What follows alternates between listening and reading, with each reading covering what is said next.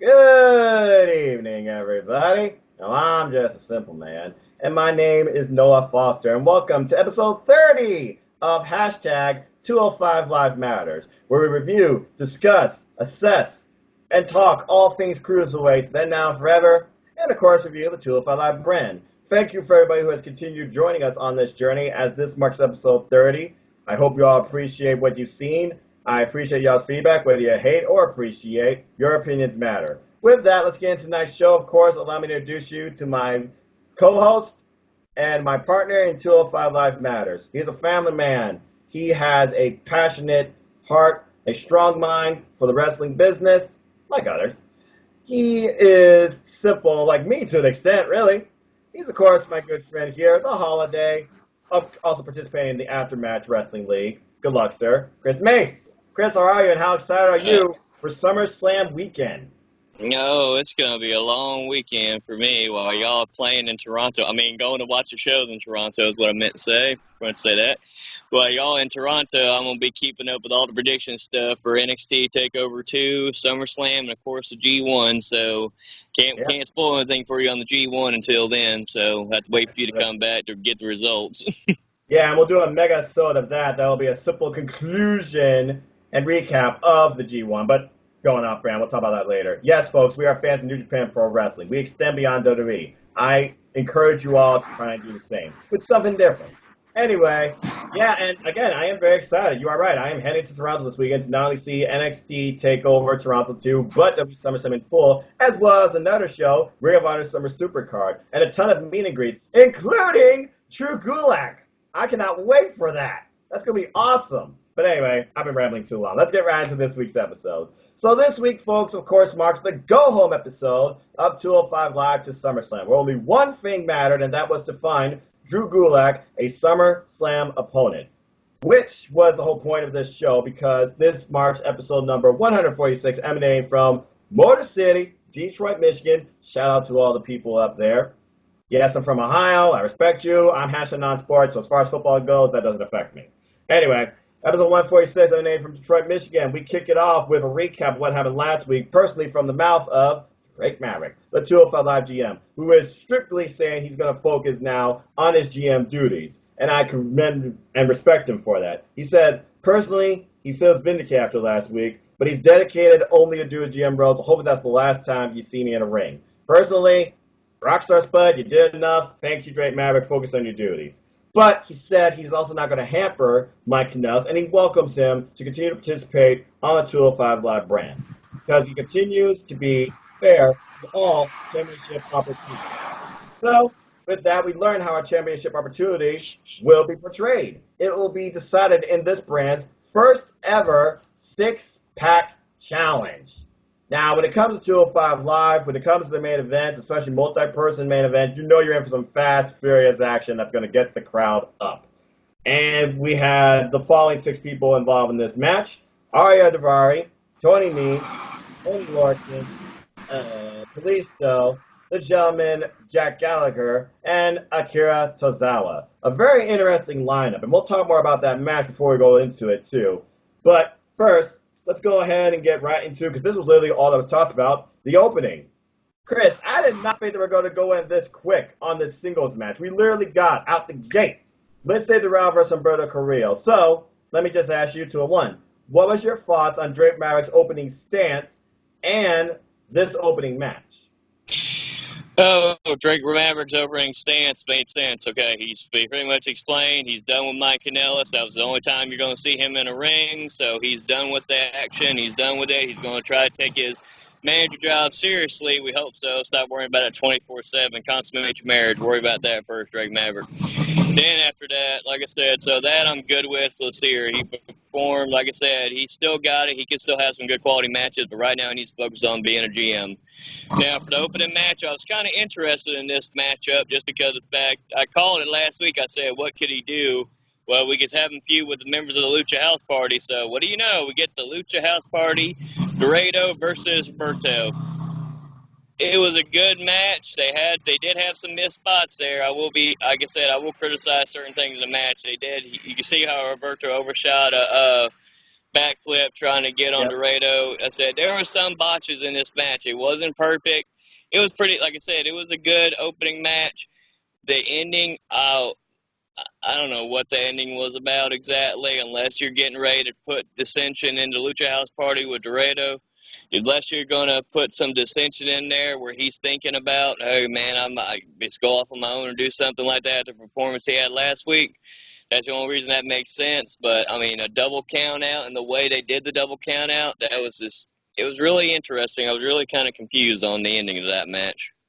Yeah, I agree, and I did not think we were going to go into this soon with Lince Dorado. I do agree with your stance from last week, as we talked about. You thought he was going to go against Lucha House Party, thus furthering the idea of Humberto Carrillo being more over than some members of Lucha House Party that might be a little envious of not only Humberto Carrillo, but his outlook of Lucha Libre. Hence, we got the guy ahead of it all, Lince Dorado. Lince Dorado versus Humberto Carrillo was our opening contest with the referee, Mark. And it was a bit messy to say. It started out, mutual with some good back and forth action. This match can really be summed up in 3 words: flip and kick, because that's literally what it was basically. I mean, there was filling out, there was rolling through, there was the deep arm drag, that's one of Humberto Carrillo's specialties. It really didn't become one-sided until Lince Dorado got him off of a springboard crossbody, followed up by a splash for the first, I guess you could say, pivot of this match. It wasn't even a near fall.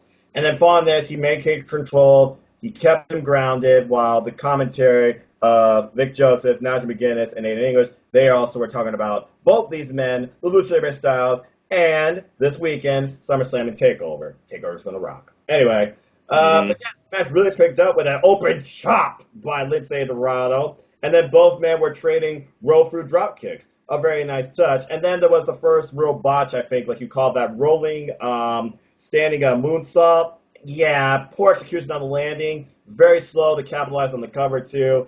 It just felt like a lot of this was really rushed, and I don't know whether it was just time or something else. I'm not sure here. Going to rewind counter for roll through, which led to the double count finish, and which was weird because it looked like he grabbed the foot in a desperate attempt. Because, again, Lince Dorado, he feels envious that his team lost the tag that he wasn't involved in. He feels like his style goes above Carrillo. And so he prevents himself from not only losing, but technically either man winning. Though it seemed like Carrillo to me got part of his body in the ring. But hence, calling back to Jack Gallagher versus Chad Gable, if your whole body is not in the ring in time of the count, so yeah, and then this infuriated Carrillo. What does he do? He takes out both men, like, this close.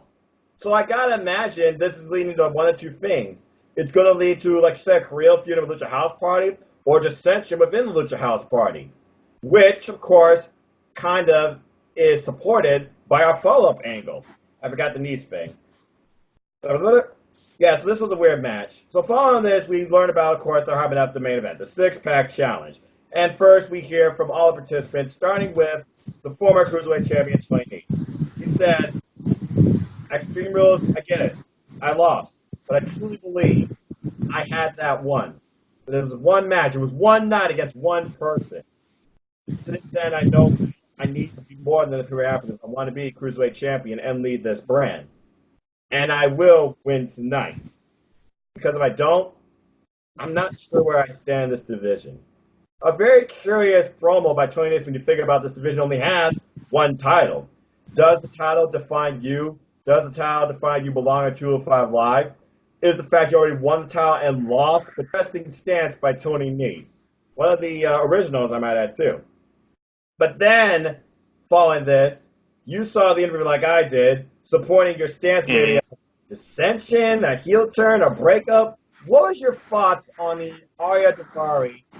Well, I say Daivari, like I said, Daivari was trying to be a good heel. He was trying to put dissension into Dorado. Pretty much, he was just telling him, like, going, yeah, man, you could be the star. Why is your buddy Kalisto in the main event? You're not in the main event. You could see how he was trying to put dissension in and be like that little devil on his shoulder here, talking like to his ear, hey man, you should be doing this, you should be doing this, you should be doing this. And like I said, just at that point right now, he's like, no, I'm not really, we're Lucha House Party, man, we're not doing all that. So We'll have to wait and see, but I see it somewhere. It could be planting the seeds here, foreshadowing them having some dissension and an eventual breakup. Like I said before, until they had that tag match a couple weeks ago, I have been saying they should go back into singles action. They could either stay at a unit and just have more single matches, or they should have some kind of eventual split. Yeah, and again, we might be again building a story outside the ring and possibly another one-on-one encounter. I don't think Brother Carrillo and Dorado are done with each other by a long shot. And No, yeah, they're not. interesting promo. Davari stirring the pot, basically saying you could be the breakout star if you drop the dead weight. And he even references the Shield because what happened when Seth turned on his brothers Roman Reigns and Dean Ambrose? He did become the top star, heelish matches or not, supported by Triple H, and he did become champion. And let's say Dorado has yet to taste cruiserweight title gold. I don't think he's had a cruiserweight title opportunity yet. No. Or one-on-one match. And Arya says, I'm in this because I demanded it. So why is Kalisto in this if you think you deserve one? Which, of course, brings in Grand Metalik, and we leave. To be continued, to be determined. Which leads us into our main event. And everybody gets basically a say about what they are going to do in this match and why they feel they are worthy. Kalisto basically saying, I've been champ before. I know what it means. So I know once I win tonight, I'm going to throw the biggest Lucha House party, pun intended, and I'm going to beat Drew Gulak. Lucha, Lucha, Lucha. He's no stranger to Drew Gulak, I get that, but he wants to pick to win. Tony Nese, he says, supporting his detail, like I said, tonight I regain my destiny. I mean, it is my birthday. Happy birthday, by the way, Tony Nese.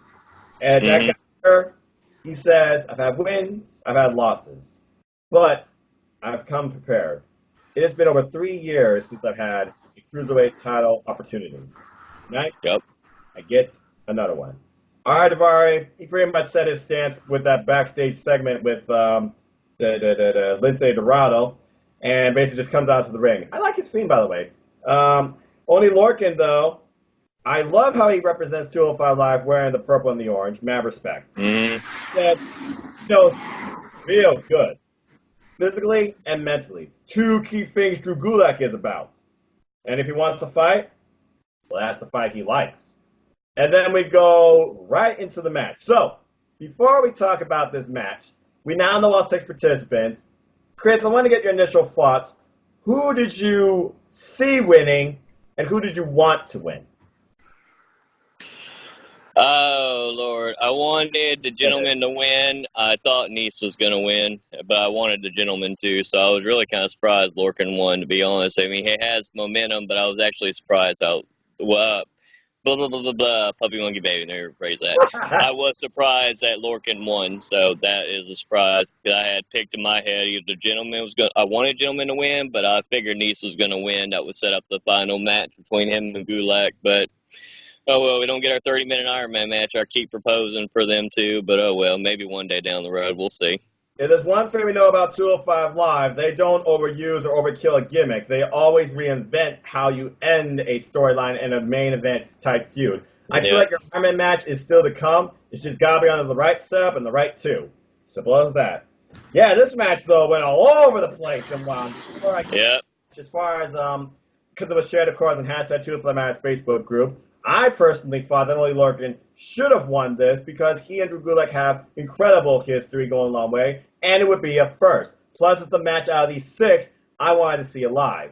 Now, I will say this. I was very curious why Chad Gable wasn't put in this after what was probably one of the best top 5 matches in 205 Live history with Jack Gallagher, winning off that. Because, again, Drake Maverick's about what have you done for me lately? Not to just own anything all 6 of these men have done for the 205 Live brand in the past few weeks, with only Lorcan and Arya Davari beating the living daylights out of each other in the Anything Goes match.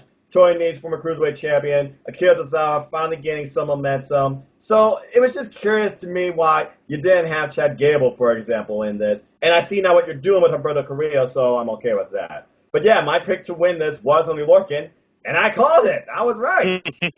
This match was nuts, though.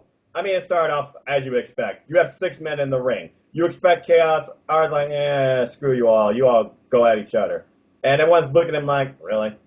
Who comes out there and be like, oh, I'm fine. Akira Tozawa freaking suicide dives at him, Then they bring him in the ring. I think it's safe to say Ari is the least liked person on the 205 brand because he gets involved in a five-way chop battle, I guess you could call it, receiving chops by all. And then Akira Tozawa finishing it off with one of my personal signature favorites, Big out jab.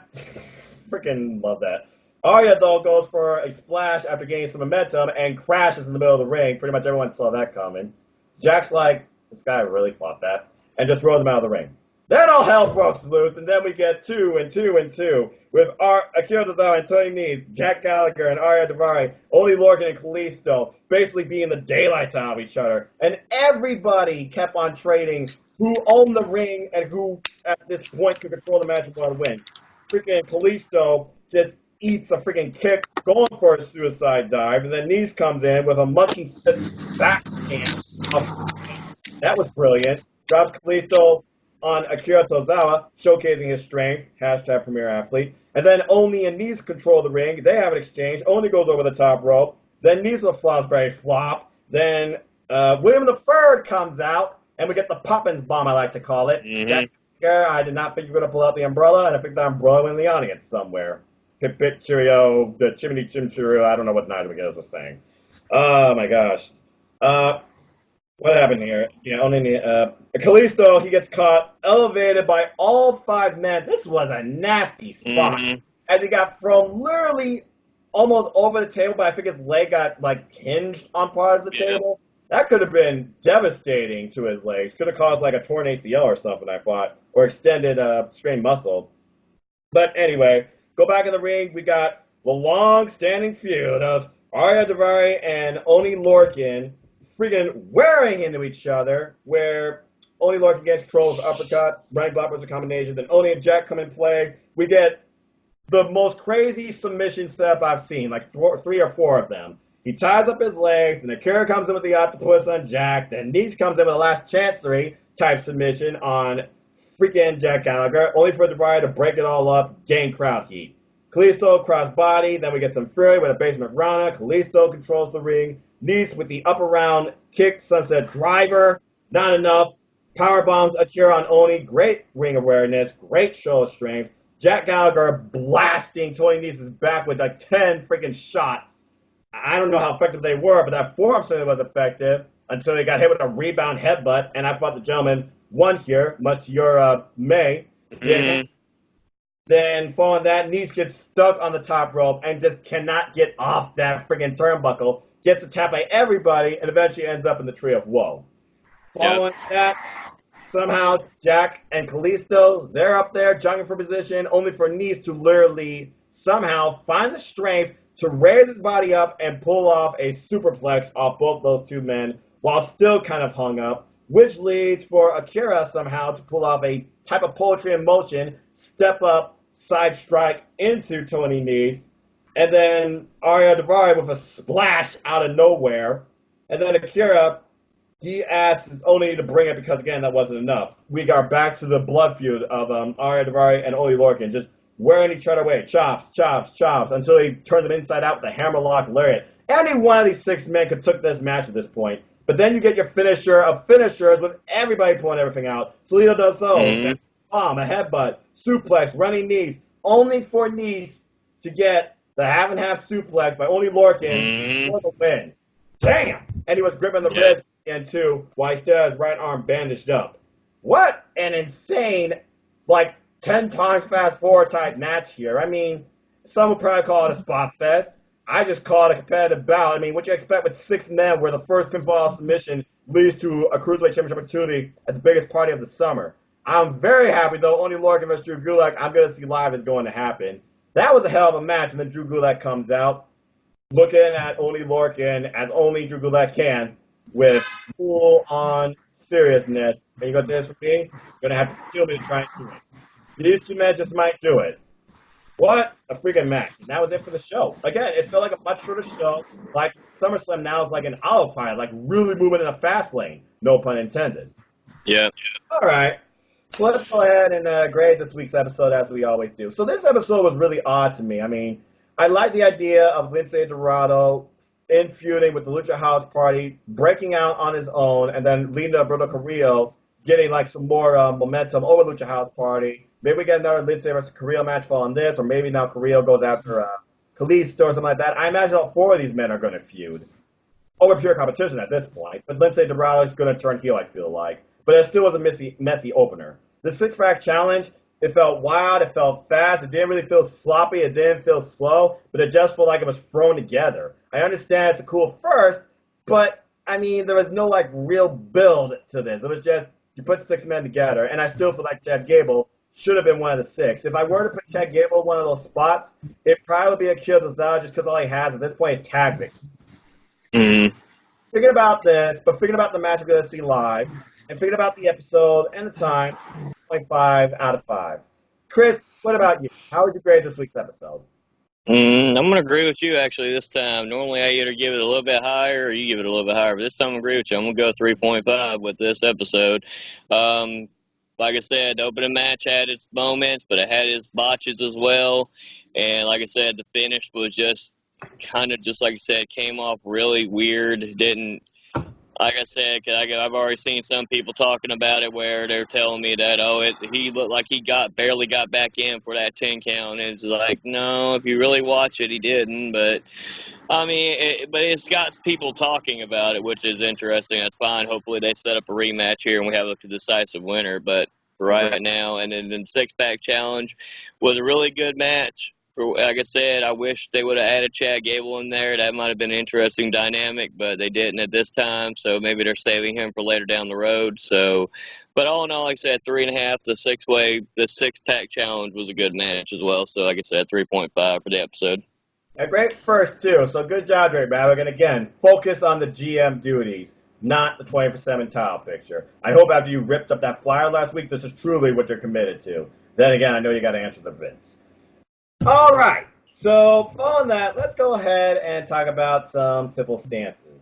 So first off, let's go ahead and talk furthermore about this match. This is the only forum where this cruiserweight title match can really be discussed, appreciated, and examined. Only Lorcan versus Drew Gulak. Let me talk to you. So only Lorcan and Drew Gulak, they do know each other mentally and physically, have incredible history. I've seen these two wrestle under his own name, Biff Busick. Apologies if I screwed that up. And even older than that, Francis O'Rourke. If you want to know what these two men are capable of, they can go at least around average 15 minutes. I expect you all to go check out National Pro Wrestling Day 2013, Francis O'Rourke versus Drew Gulak, or Beyond Wrestling, Drew Gulak versus Biff Busick. Damn. 12 minutes long. And then they even face each other at Greatest Rivals Round Robin. Yes, that's the name of the show. From Beyond Wrestling. So again, just look up Drew Gulak versus Biff Busick on Beyond Wrestling or Drew Gulak versus Francis O'Rourke. These two are going to have a hell of a barn burner match. And in my opinion, I hope it opens SummerSlam. I can't wait to see it live. Now, and don't worry, I'll hashtag 205 Match Facebook group. I'll post a couple of those matches in there too so you can check them out.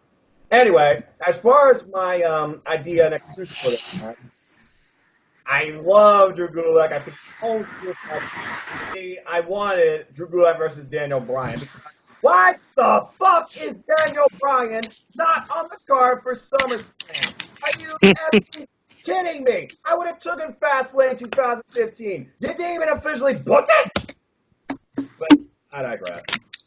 Anyway, my pick to win this match obviously is Drew Gulak, and I expect him to win with the Gulak because the point of these previous matches I watched, that is how I beat him. Chris, what is your thoughts on Oney Lorcan versus Drew Gulak? How do you see this match playing out? Who is your winner? Okay, since I had to pick a winner, I was going to pick Drew Gulak to retain. I because of how fast this storyline was rushed, I would like to see some kind of shenanigans where it's a double. I'm going to be a big opponent. There are times when a storyline's rushed, they need to do something different. I get tired of seeing double countouts or double qualifications. I want to see something different that hasn't been done in a while, like a double pin. Go old school with it. Do something like a double pin. We don't have time limit draws anymore. They don't do that in 205 or WWE. They don't do any of that. So the only thing I think of, I want it to go see a good long match, and I want to see at least go to a double pin so that way they can continue their feud and have more of a story. I don't like the fact how they rush the match to put together. It looked like they were going one way, and then they didn't go that way, and then they're rushing this to put it together. I'm big on wanting to see the storytelling to this. But it's going to be a really good match, but I don't want it to be a one and done. I want some kind of shenanigans where it's going to give Lorcan another shot at him. If he doesn't win, it gives him another opportunity at Gulak. That's my prediction on it. But as right now, I'm saying Gulak's going to retain, or I'm going to be bold and go for a double pin, or somehow they end up with a draw. Well, considering how well these two men have known each other and faced each other, I can definitely see one of those two possibilities happening. But in the end, on these counters I've seen, he has beaten Oli Lorcan via the Gulak. Now, I know he focuses more on that Chaos Crash pinfall type scenario. We know how versatile and aggressive and dangerous Drew Gulak is. But again, Oli Lorcan, he adapts to any fighting style, and these two have made each other on multiple occasions. I'm very looking forward to this match. But speaking of which, let's go ahead and move on a little further ahead. So we know it's SummerSlam. What is SummerSlam known to do post SummerSlam? Change up things slightly. So Yeah. I propose this stance to you before I let you have the floor on a couple of your own. Do you see anybody come post SummerSlam being added to the 205 roster? And if so, who? I'm gonna go bold here. It would be very interesting to see somebody like a Sami Zayn join 205 Live, because what is he really doing? He just lost to Aleister Black on SmackDown. That was a match that was rumored for SummerSlam. Now we already had it on SmackDown. What is Sami Zayn really doing right now? Let's do something different with him. Let's put him on 205 Live. Everybody's talking about there's no credible names on 205 Live. Well, I think Sami Zayn's a credible enough name, and he's got that entertainment value about him that you can put it there, and he can perform to a high level. Put Sami Zayn on there. Like I said, I'm going to keep wishing for Rey Mysterio to do that storyline to finish out his career where it all began back years ago in the Cruiserweight division, and go and finish out his story in 205 Live. I don't think they're listening to me very well. WWE, start listening to my ideas. They're not listening to me on that. But I would say Rey Mysterio as well. But like I said, what are we really doing with Rey Mysterio? They dropped the ball with Samoa Joe feud when he got injured. He's come back. He's feuding with Andrade Cien. The rumor I keep hearing is that they're going to end up having some kind of stipulation match where it's mass versus what. But what is Andrade putting on his career on the line? Mass versus career? That's going to be something like that. Should be safe for a big event like 205 Live, where you could do a mass versus title match. What I proposed a while back on a past episode of 205 Live Matter. So Those are just some of my ideas. Like I said, if they do end up moving Daniel Bryan, like I said, do it. If you're going to do it only for the reasons of trying to get star power and drawing because you're getting ready to go on Fox and you're getting ready to have all these different TV deals where possibly 205 Live is going to be on a major cable network or whatnot, then I don't agree with it. But if you're doing it solely so you can help build and elevate that brand and put some people over as he's getting down to the twilight of his career, then I agree with it. So maybe that possibility of Daniel Bryan being on there. The biggest reason I keep saying Daniel Bryan is because Drew Gulak and Daniel Bryan is a must-see match for me that I want to see. Not to mention, Daniel Bryan is the one that brought in Drake Maverick to 205 Live. He introduced him to the brand. We also know how much Daniel Bryan respects wrestling and respects the Cruiserweights, as he was commentator on the Cruiserweight Classic. You have a reinvented Drew Gulak and Daniel Bryan. I would just love to see that feud happen, but regardless, I don't see Daniel Bryan coming to 205 Live. I do like your idea for Sami Zayn because they really aren't doing anything for him, and he does kind of fit that weight limit. And of course, being El Generico, he definitely fits the style of the Cruiserweight division. But honestly, I can see some people from the NXT Breakout Tourney being involved on here. The finals now of the Breakout Tourney, and allegedly I'll see that finals match at Toronto before NXT Takeover, because obviously they're going to tape the next episode of NXT before Takeover. Yeah. Or is it after? I got to figure that out. But anyway. I think it's before. Isaiah Scott Swerve, that's another one. We obviously know what he brought to the 205 Live brand. So, yeah. But again, I feel like they got to add at least one or two more names to the 205 Live roster coming SummerSlam. And I don't see Roderick Strong being added for reasons. But well, what about Travis Banks from NXT UK? He's already, like I said, he's already had his title match with Walter. He's not really doing anything. All you do really see him is doing his promos, talking about wanting to be on the next NXT UK pay-per-view. What else is he really doing right now? Like I I'm said, not you have sure. him, you have Ligero, you have the possibility of Devlin. If you're not going to put a secondary title in NXT UK, which you already should have done that, and you're going to not have him playing the feud with Walter anytime soon, bring Devlin to 205 Live. He can make a big impact on there as well. As talented as he is, he can make a big impact on 205 Live. Well, this goes back to your no DQ grape debate. Segue. The two key words I take away from both you and Virtue, go follow them, folks, nodq.com, Virtue, is this. Stories and stars. Mm-hmm. Stories and stars. Stories and stars. What sells wrestling? What promotes sports entertainment? What gets a casual? What gets a hardcore? The way I see it is this. You find a nice balance for both. If they could pull off some sort of execution angle like they did with John Cena and Kevin Owens that launched Kevin Owens into the stratosphere and brought awareness to NXT more than the takeover they have first on its own, and that's why I feel like Daniel Bryan and Gulak is the thing that can bring awareness to 205 Live and Cruiserweight Wrestling Cruiserweight Division. Again, I know you can't necessarily merge the Cruiserweight Division on SmackDown Live. There isn't enough time. But with the way you're using SmackDown Live, you might as well have the time for at least my simple thoughts on the great no DQ debate y'all had on 205 Live. Because again, whether people hate or appreciate, it will always matter to me. But I agree. You need star power. You need to build like a Worlds Collide type angle that brings 205 Live into the main roster like it once was, with a credible champion and wrestler. But yeah, I like your ideas of NXT UK, and you're right. Travis Banks, that's an interesting one. Also, Noam Dar, we don't know where he stands still, if he's going to work with 205 more or not. I wouldn't mind seeing Noam Dar come back and then in this match come back like, let's just love Williams for that matter, because those two have past history as well. Kenny Williams probably fit on 205 Live. Just saying. Bottom line is this: 205 Live, you need to build your roster a little more. I hope you have at least one or two more names come post SummerSlam. But I don't see only Lorcan versus Drew Gulak being a one-off based on how much history these two have and how excited I am for this match personally. All right. So let's go ahead and break into Euromind. What do you want to talk about tonight on Simple Stances? Well, let's see here. Like I said, Virtue actually surprised me. I'm going to actually mention his name, Virtue. But like I said, he had me thinking long and hard after our great debate and we talk about storytelling. Yep. And everything like that. We talk about the big stars. We just got into that. So my question today that I wanted to bring to the table is, so what exactly do we see coming if 205 Live gets on a major TV network? What could we see coming? Could we see it where it's going to have more interaction? If they have their own show on 205 Live, just like it is now on network, if they have it on a major TV network, you go up against AEW, and they do the NXT and then the 205 Live, are we going to see where you see a lot more inter-promotion? Like you're going to see a lot more. Are we going to end up seeing the same old 205 Live that we love and enjoy every week? Or do you think we're going to see a lot more integration? We're going to see a few Raw superstars show up, SmackDown superstars show up, and to that effect. Do you think we're going to still get the same 205 Live that we both enjoy and that we stand by every week? Or do you think it's going to be completely changed if it does go on a major TV network to compete with AEW?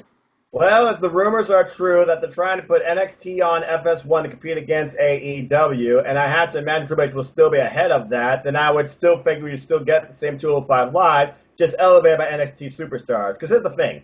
I feel like NXT and 205 Live will never permanently coincide with the main roster, as long as Vince McMahon is in charge, because Vince McMahon doesn't even know NXT exists.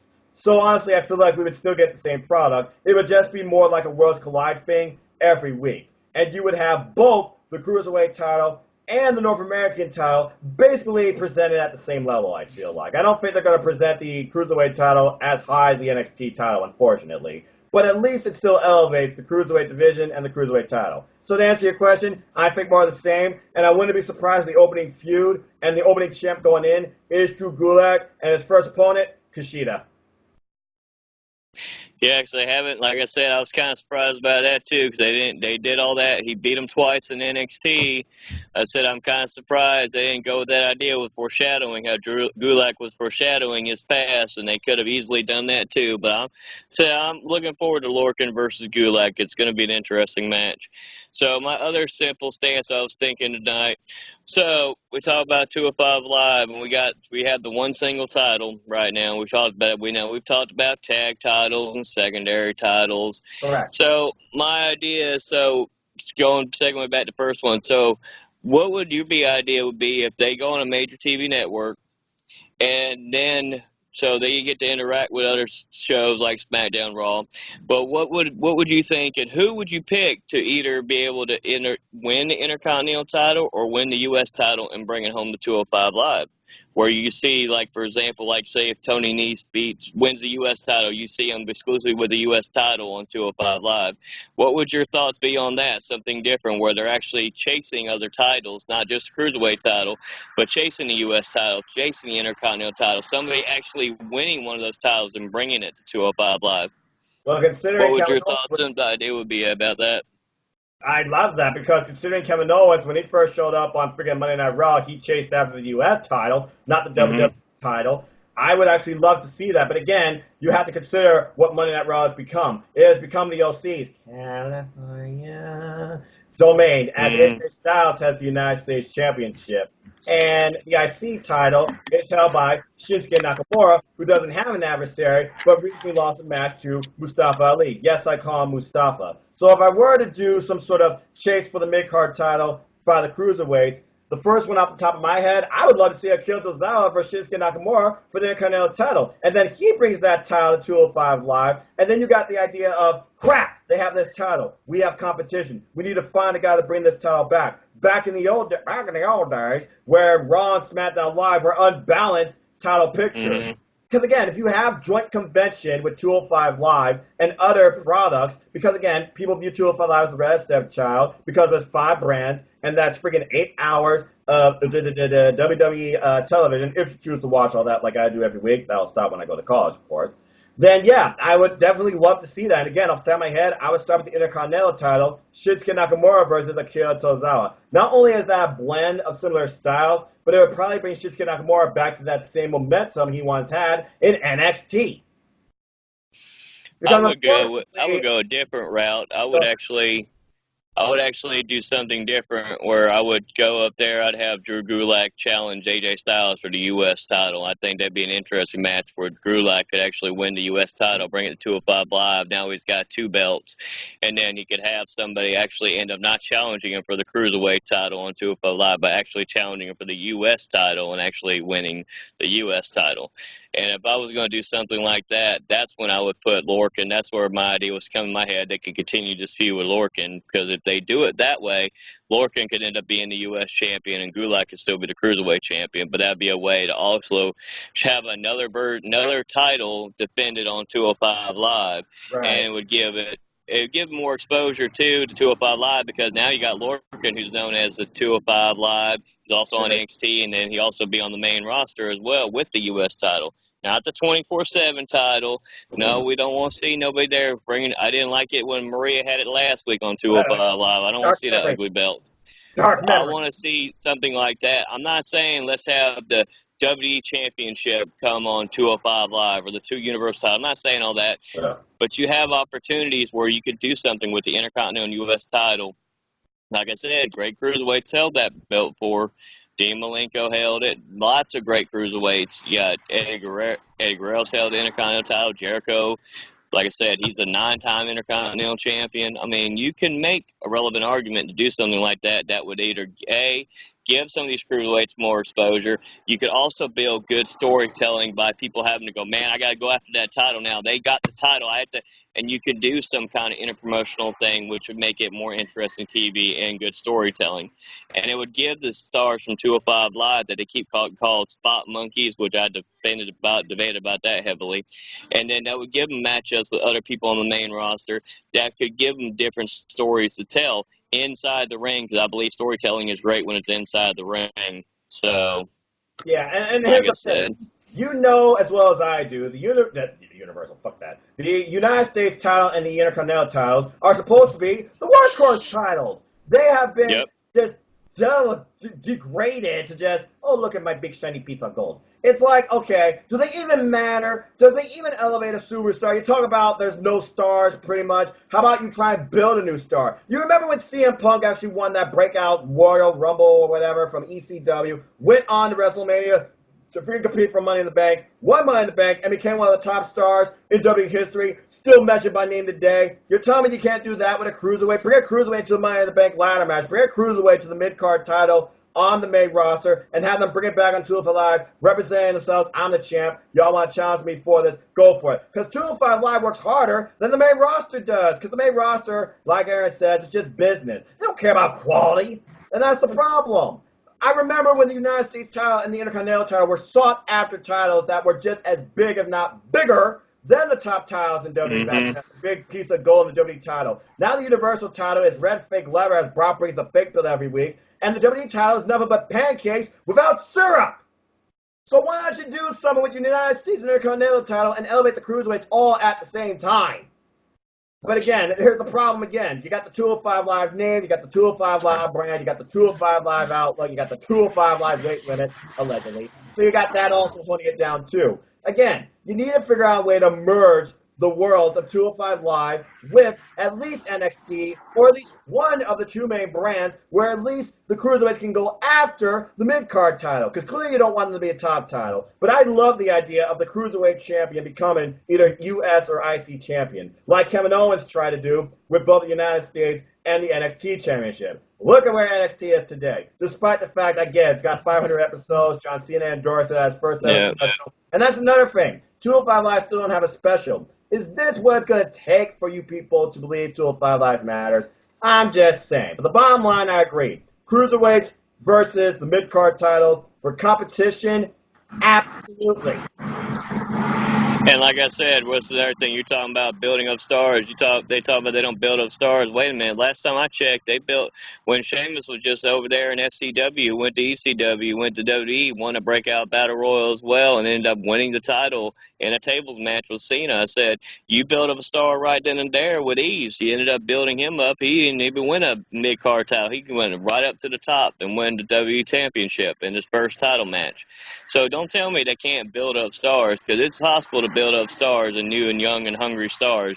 You got to forget, you got the legends, you got the ones who are the top dogs right now, and you got the future, whether it's in NXT, NXT UK, or 205 Live. You got the future in the next 5 years easily with this company in the palm of your hand.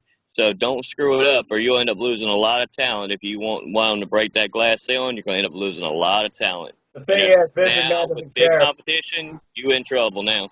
Yeah, but the thing is, Vince is not going to care until he sees himself losing money. As far as he sees dollar signs, he's not going to care, obviously. But again, I completely agree. Bottom line, include the cruiserweight somehow in the mid-card title picture and have one of them actually win the title and bring it to 205 Live. That's how you bring awareness and build a star and raise the title's value. It shocks me how you don't have the Intercontinental title being defended at SummerSlam, and you're doing Control-C, Control-V, rematch for the United States Championship. Don't get me wrong. Ricochet and Styles is going to be an incredible match, but we all know the OC is going to be involved, and it's going to turn into AJ Styles retains. And yes, that's my prediction on that. I really do hope they somehow do find a way to create another CM Punk-type case out of one of the cruiserweights. Post-WrestleMania, if not before. But something's got to give before October, especially. All right. That was a great stance. And, folks, leave us your comments down below. Who do you think should challenge from 205 Live for either the IC or US title? And would you like to see the IC or US title on the 205 Live brand, or even the North American title on the 205 Live brand? Love to hear your thoughts. All right, let's go ahead and end as we always do. For those who have been watching, me and my friend here, Chris, we have been putting together our top 25 cruiserweight matches of all time for the 205 Live brand. Last week we went through number 22. So, Chris, I'll start with you. What is your next match on your top 25 list, number 21? Number 21 is might surprise a lot of people, but it's Cedric Alexander versus the Gentleman Jack Gallagher. The episode just before SummerSlam last year. I was really entertained by that match. I think they put on a hell of a performance. And I'm a big component that you always don't have to win on finisher moves. You're going to realize with my list, a lot of these matches, they didn't win on just their normal finishing move. They had to get creative. In this match, you could see they were going back and forth. And you could see where Cedric Alexander actually used the Spanish fly to win the match against the gentleman. He didn't use his lumbar check. He wasn't able to hit the lumbar check, if I remember correctly, because I went back and watched it a couple days ago I remember, because I wrote my list a while back, so he knows what's going on the fly with his list, or if he's got his list, he's just being secretive and hiding it. I went through my list about a month ago, because this was originally my idea. I mean, as soon as you proposed the idea, I literally thought about, okay, what matches have I seen? Because again, folks, I've seen the brand. Yeah. And this is the first time I've ever put together like a top list of blah, blah, blah, anything. So like I said, some people go, I remember this, I remember that. I literally fought back to episode 1, but anyway, continue. So, like I said, and the trick with this list is these are all matches just on 205 Live. That we're not including matches that are from the pay-per-views. We're not including matches from the inaugural tournament they had. We're just including matches that are exclusive for 205 Live from episode 1 till right now. So, and like I said, this is what makes the match. And like I said, there's been 1 or 2 matches that come up that have actually made me change my list around as we keep going forward. So. But like I said, I mean, it hasn't stayed the same because, like I said, as we're going through this to get down to episode 50 of 205 Live Matters, we'll reveal our number ones. I will say, unless something majorly happens, my number one's not going to change. That's for sure. So, but that was my 21. I thought it was good storytelling and also helped build up to the match they had last year, which, if I remember correctly, SummerSlam last year, it was Gulak challenging Cedric Alexander. You would be correct. All right. Yes, you would be correct. I worked also, at actually, that after that, the aftermatch is what I like, too, because you had the Brian Kendrick come out there, then you had Drew Gulak come out there, put the Gulak on Cedric Alexander to make him pass out. So there was also building up with what was going on at that time to the future at SummerSlam last year. So all in all, I thought it was a really good match. Like I said, it's not a typical long match like most people like on 205 Live, but it was a good match for what it was. That's why it's on my list, because I couldn't just leave without it being on my list. So, let me just, like I said, I've watched this episode 1, so a lot of my lore I have is chronological, and I agree with you on the fact that my top 10 is going to change. But I look back at the episode where I started this list, I'm like, I know there's going to be better matches than what I have now. I'm going to stick to my list that I made. I kid you not, sir, I have not changed a thing. I just haven't shared anything. But anyway, moving on from there, as I've been looking at my list chronologically to the first part, I look at the evolution of 205 Live, and this was a bit of a thinking process for me when I thought about, okay, this new up-and-comer in 205 Live, he made a splash, no pun intended, and he came to collect. But then again, I think about the reincarnation of 205 Live under Triple H's creative direction, and that's why I went with this match from episode, I don't remember what number episode, but I believe it was, let me just say this, it was a toss-up for me. It was a toss-up between Lio Rush for Cedric Alexander from episode 100 or from Drake Maverick's debut episode, January 3rd, 2018. This is what I decided to pick because, again, it showed the tenacity of the Cruiserweights. It showed what they truly were capable of, and it showed the heart how much they wanted this title. My 21 is Cedric Alexander versus Grand Metalik, the start of the 16-man single elimination tournament for the Cruiserweight title that was to be defended and officially given to somebody at WrestleMania 34. And this was a great opening action. I almost put down Travis Banks versus TJP that took place that same night, but TJP kind of had like a sour taste in my favorite, sorry, Cindy, during that time, especially with the roll-up type victory. Because I get it. You're a dirty heel. You kind of trying to prove a point. I don't need Gavin, though. I don't even know if I did that right. Sorry, viewers. But bottom line, I look for matches for competitiveness and strong finishes, not like a roll-up with the tides to advance, especially for somebody like Tyler Singh. Again, Grand Metalik, special styles. You have this universal style, Cedric Alexander. You have the Lucha Libre style of Grand Metalik, who we haven't really seen a lot of lately since that tag match. And it was a strong first showing for him, as I thought. It kind of reminded me of his performance in the Cruiserweight Classic. Anyway, my number 21 was January 30th, 2018, Metalik, and Drake Maverick, of course, his debut night at 205 Live GM. So let us know which match you care about more, and please let me know if you know any more matches only Lorcan and Drew Gulak in a different era have been through, and check out the matches I recommended for you too. Link will be in the description below. This is on my simple YouTube channel. So And one more thing on my list, though, too. If my thing is, I'm trying to make it where it's 25 completely different matches between me and Noah. So if he picks a match on his that I already have on mine, I don't want to repeat about the same match. So I try to come up with something different because I think I'm trying to be diverse here. So yeah. he has 25 different matches, and I have 25 different matches, except for one match. My number one, I'm not changing regardless. If you picked it already or not, I'm not changing. But everything else, if you pick something that I've already picked, I'm going to try to come up with something different because, like I said, I want it to be two diverse different lists. So that way, at the end of it, people can decide on what their opinions are of those matches are. It gives everybody a good debate about which matches they think is the best of 205 Live so far. Yeah, very strong point. And again, I feel like there's going to be at least one match in the top 10 especially that you and I are going to collide on because, trust me, I got some wild picks, but I think I got some common picks with you too of some of the greatest highlights of 205 Live, including one we've discussed very thoroughly.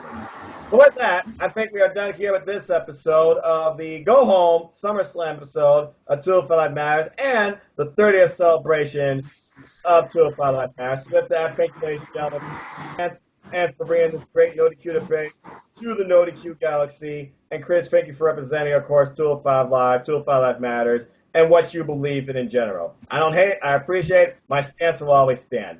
Anything you want to plug, and where can people find you? Well, we got to make sure we have a couple announcements here this week because, like I said, 205 Live is going to be posted tonight as we record this Tuesday at 6:15. Normally, we don't record till Friday, but since he's going to be in Toronto, like I said, we went ahead and recorded early. I know it's Wednesday. Why am I saying it's Tuesday? Anyway, so you see how I got my dates confused. That's the story of my life when I'm off. Like, my days get confused. But also this week we have special stuff coming up. We have Aftermatch Wrestling with Stephen and Jerry being gone. It's going to be me and Colin hosting What's NXT for 1 week. So that's going to be something we're going to be recording here shortly. So stay tuned for that. And also, since they're going to be gone as well, the NXT party for Aftermatch Wrestling and No DQ is also going to be recorded by Cindy G and Good Brother Chris. So stay tuned for that. So don't freak out, everybody. If Stephen and Jerry aren't there, they are the right episodes. We are substituting for 1 week only while they're gone. So I think we have this under control. I hope. So we have this under control. Like I said, like I just said, support Aftermatch Wrestling, support this man's channel right here, all the hard work and content he puts out as well. Support Cindy G, support Good Brother Chris. Like I said, AEW Nation is over 11,000 right now. It's going good on their Facebook page. I ain't going to say 12,000 because every time I always want to add 1,000 to them, but it's okay. And then support James and Owen. Better not call him James Owen because somebody's going to say, who's James Owen? And, me and Owen are going to be working next day or so for our predictions for the NXT TakeOver Toronto 2 and SummerSlam. So I got a busy couple days ahead of me. And like I said, on top of that, we got a lot of work to do. He's going to be relaxing. I'm going to be watching the G1 series to get to the conclusion of that. Never watched it before. Great experience. And when he gets his last video, and this is his last video for it, if he does do day 15 later on tonight, after he comes back, we'll have our special to conclusion of everything. That's when I'll reveal our final predictions. But if he does post one for day 15, that'll be the last update I give for everybody on our prediction league's current scores until after he comes back, so we don't ruin anything. But it's very interesting right now that all plays out. And last but not least, support NoDQ.com. We've been supporting them for a long time, and like I said, they do a lot of great work. And like I said, a lot of us, actually, I'll say it right now, a lot of us wouldn't be even here doing this right now if it wasn't for people like Jeff Meacham, who started off Talk Wrestling. I want to do a special shout out to him. I just posted on my Facebook page recently of him doing his very first Talk Wrestling episode he did. So you can tell how long ago that's been. That man's done great work, and he's the main reason a lot of us even started listening to video podcasts and a lot of wrestling podcasts, and he's the main reason a lot of us started getting into NoDQ.com and watching Aaron Ripp do his video, stuff like that. So just wanted to give a special shout out to Jeff Meacham, and like I said, thank you, because like I said, you're the main reason a lot of us are doing these podcasts today, so I appreciate it, because you are the true original. So simple as that, as Noah would say. Always, always, always pure and true. Jeff Meacham, I always wish the best for you, sir. Great state of Meacham address. Take it easy, sir. Always find ways to be positive. I hope you stay motivated. And of course, Chris, thank you as always for your generosity and support. It's been a pleasure doing this with you every week as we keep going forward with 205 Live. And ladies and gentlemen, I always, again, thank you for watching, appreciating, hating, whatever. Your opinions matter. Comment, like, share, subscribe, dislike. Let me know. Hit that bell. Let me know your thoughts, if any. If you want to know more about me, know this. I'm just a simple man and a lifelong fan of wrestling. If you want to follow me and talk anything wrestling, you can follow me at nodq.com/Noah. It takes you to my Twitter page, or at nfoster1916. Or follow my simple YouTube channel here at youtube.com/user/NoahFoster210, where you'll find more reviews, simple takes, simple extras, recaps, and of course, at the heart of it, has to do for that matters, and all things wrestling, WWE and beyond, AEW, New Japan Pro Wrestling, Impact Wrestling, Ring of Honor, and support independent wrestling folks. I've been watching Stardom World lately. You'll find more content on that too. And as he said, yeah, we are still going for the G1. Expect a G1. Yeah, this one I'm not doing a simple take. I gotta watch the friggin' night. Expect a final G1 mega vid recap when I come back from Toronto. Speaking of which, following this, I'm gonna be recording Ring of Honor Summer Supercard predictions. I'll be seeing that live, so stay tuned for that. And again, I am seeing. I'll see you all in Toronto if you're there. And just keep supporting NoDQ. The reason I'm in YouTube. Buy a shirt, nodq.com/shirt. Follow me on our social media platforms. Your opinions matter. Go comment on something on the official website. And everything. Polls, comms. It's there. It's wrestling. Find a friend. Make it Emmy. Troll virtue if you dare. And as always, I like to close. Support your wrestling house this month. Let's keep growing this incredible wrestling community together. Simple as that. With that, I still have one more video to record tonight, and then I'll be up with Jerry and Stefan tomorrow morning to record SummerSlam predictions. Stay tuned for that. And check out the NXT predictions on NoDQ Wrestling. Thank you for watching. Thank you for tuning in as always. I will see you all in Toronto or when I return. So until then, enjoy wrestling, enjoy life, find motivation, do what you love. Tomorrow's never guaranteed. Do the most. Everything you already have and what you need. And until the next video, I hope you all. All right, have a good night, y'all. And remember, as always, episode 31 and beyond, 205 Live matters. Always. Simple as that. Bye, everybody.